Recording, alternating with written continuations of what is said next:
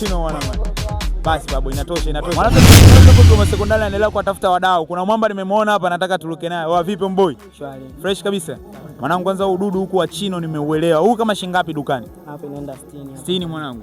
Hapa Isa. Hapa 30. Unaitwa nani mwanangu? Naitwa Devi. Devi. Wewe unapiga kombi gani? PCB.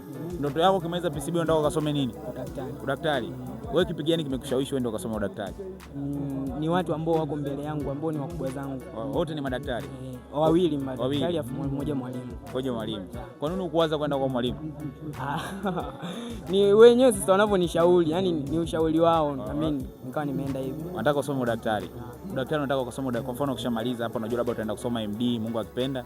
Ukimaliza MD unataka kuwa daktari wa nini au unapenda kutibu watu wa aina gani? Mimi napenda kutibu binadamu. Binadamu. So mifugo. Binadamu, daktari wa binadamu.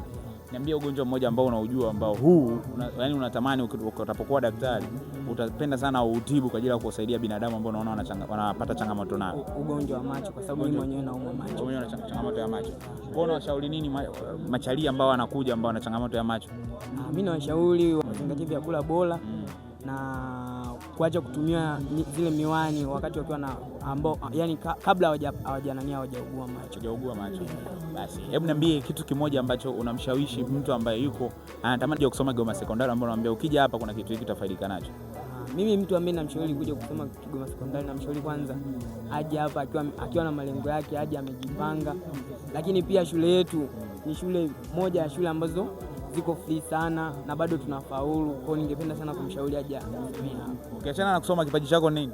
Dance. Yeah. Hebu naomba dance hapo. Hii tuna dance kibububu. Hebu shake kidogo hapo nione mwanangu. Hebu cheza piano. Naomba dance freestyle ya piano moja hapo chapu. Gongea hapo. Chino mwana. Basi babu, inatosha mwanangu.